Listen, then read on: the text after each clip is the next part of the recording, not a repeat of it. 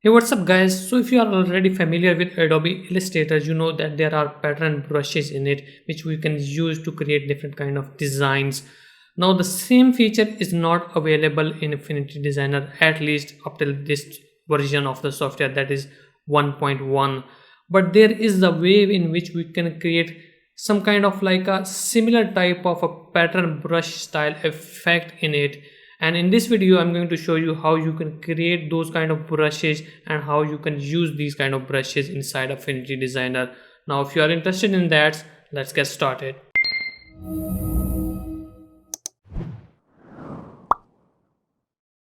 So guys, there are actually two scenarios which I would like to discuss here in this video. The first scenario is that when you already have something in mind, you already have a design in mind and you want to create a pattern, the pattern brush inside Affinity Designer. So in that case, what you would do is to create a document the size of the, actually not the size of the brush, but a document in a way that would just help you create the brush more easily. So here on the screen you can see that I have already created a design that is horizontally seamless, although it is also vertically seamless, but that is not the point.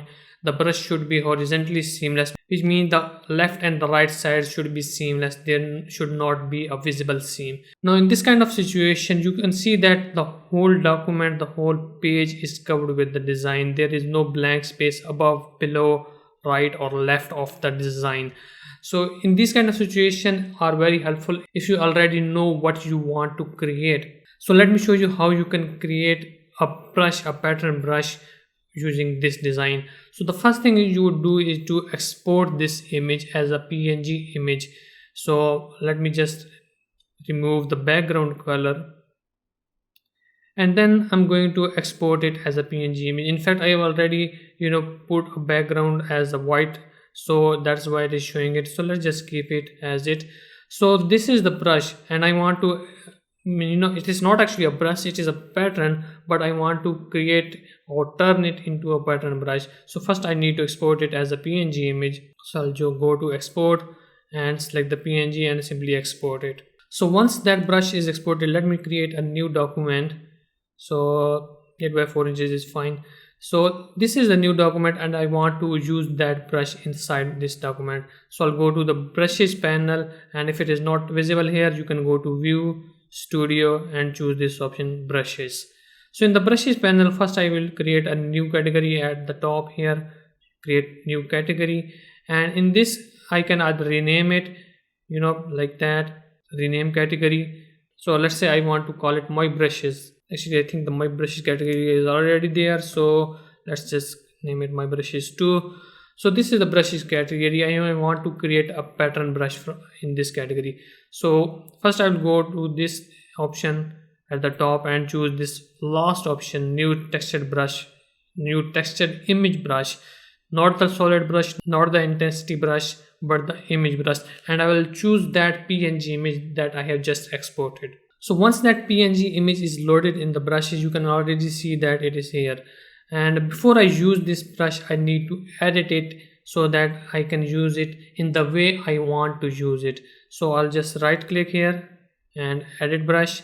So currently its opacity, or actually the way it is applied, is using the pressure, but we do not want any kind of pressure there, so I'll just press none.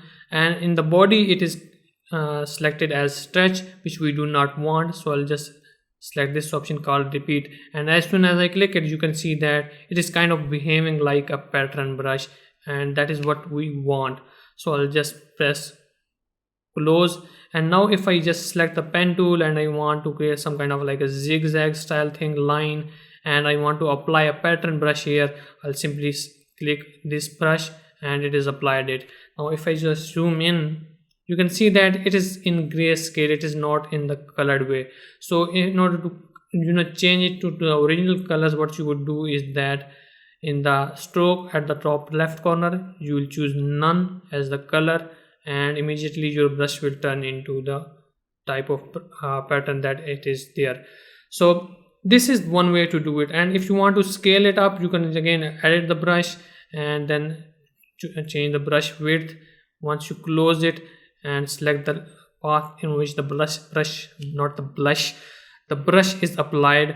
So I'll click again and the new width will be applied. So this is how you can use and create these sort of kind of like a pattern brushes inside Affinity Designer. Now, as I already told you, there are two ways in which, or there are two scenarios in which you might have to create these kind of brushes. So this was the first scenario.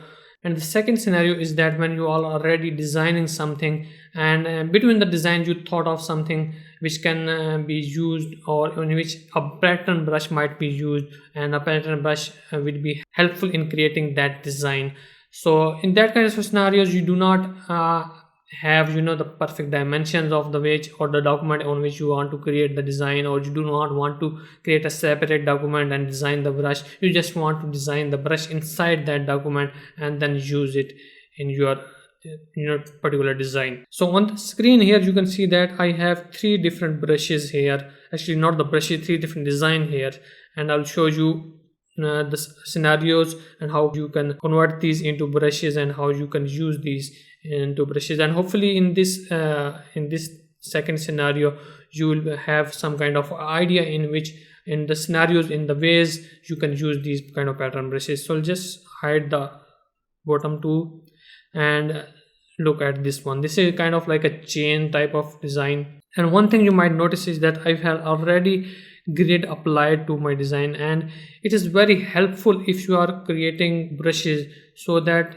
to create it within the grid and make sure that edges align with the grid, especially the left and the right edges.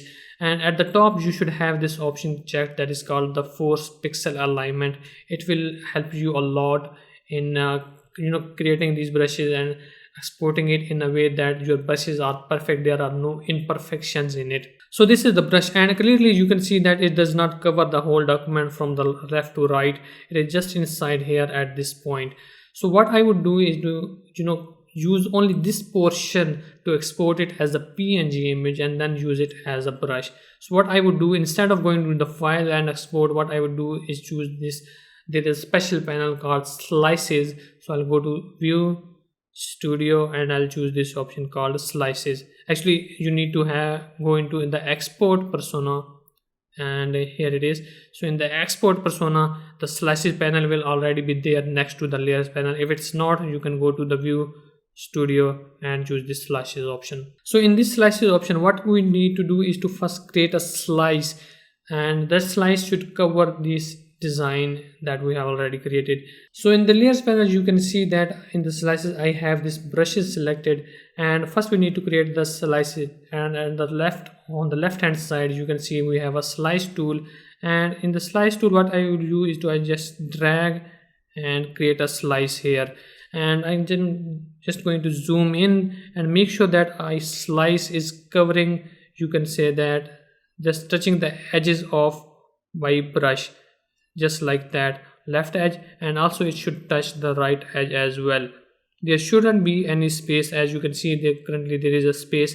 There should not be any space here for these type of brushes to work. Now at the top and at the bottom there is a space, and if I can just make sure that there is no space here as well, but for this particular brush I'm not really concerned about that.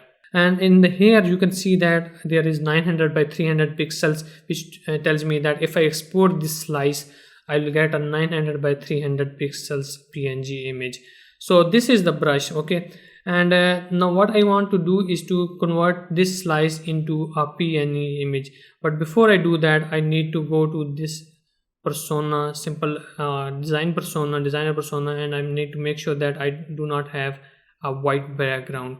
Okay, let's go back to the export persona, and now I'm going to select this slice in the slices panel, and then I'm going to export it. Let's just name it maybe chain, and then export it. So in order to export it, I'll just click this small icon next to the tick that is called click export of all formats in this thing.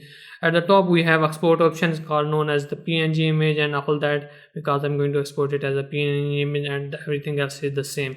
So I'll just click here and export it. Now once it is exported, I'll go back to the designer persona, and I'm now ready to create that brush. So I'll go to this option and create new textured image brush and choose that exported PNG image that I've just exported through the slices panel. And once done, the brush is inside our document, and I'm going to edit this brush again, and I'm going to choose the repeat option and set the pressure to none. And in the preview you can see that our brushes would look like that. So let's just close it.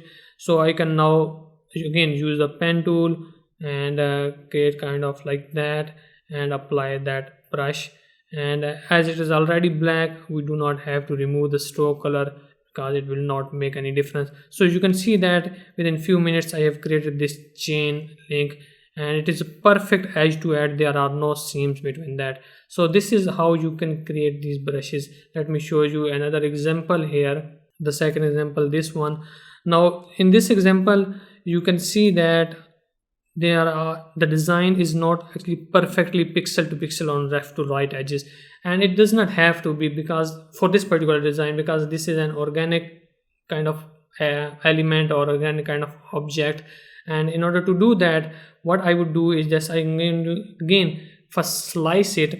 So I'll go to the export persona and choose the slice option to slice this one, and I'm going to just simply drag over it so that it covers everything. Let's just bring it here. Now in this kind of particular example I do not have to touch edge to edge because I'm going to edit the brush in a different way, and I'll show you what I mean. So I'll just bring it closer to it so that there is not a large gap between the edges here, and on the right hand side I'll also bring it closer to it just like that. Okay, now our slice is ready and I'm going to export this particular one. Let's just name it maybe centipede and then export it. Now I'm back in the designer persona and I'm going to create a brush with that.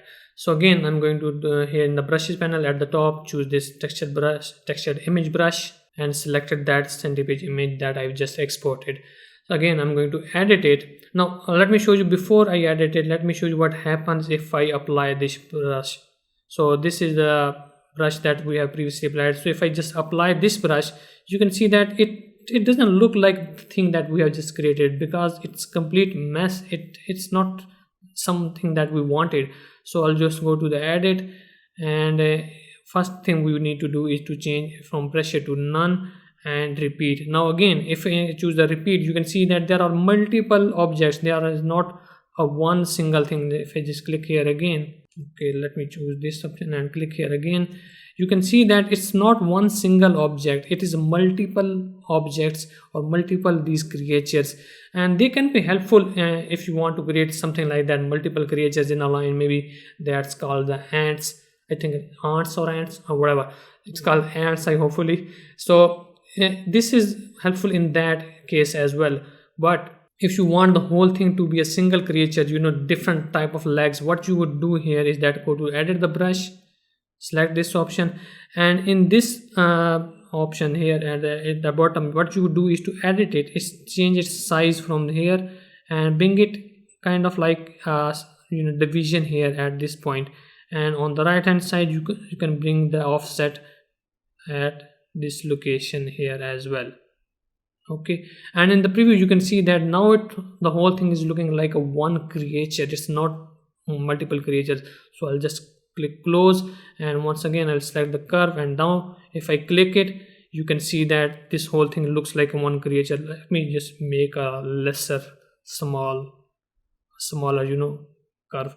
Now if I just click here, and again I'm going to remove the color, so you can see that it's now a one creature, it's not multiple creatures. And again I'm going to go to edit and make sure that I change the width slightly, maybe something like that, and click here. So you can see that in this way you can create these interesting kind of creatures, insects, and something like that. It all depends upon your theme and your idea how you want to use these kind of brushes.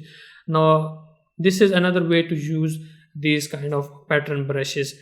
And the third scenario here is that in which we have a design here, let's say this one. So it is kind of based on my previous video in which I have created a design, a bowl shaped design, and I'm going to use this on that bowl. So I have this design, and once again I'm just going to quickly go to the same thing, slice it up and export as a PNG image. So this is the bowl design, and on this bowl I want to apply that kind of decorative element. So again I'm going to create the brush, and in the brush I'm just going to edit it in the same way that I have edited the previous brushes, and click close. Now I want to apply kind of like a decorative design element here, so I'll just use the pen tool and create a curve shape, kind of like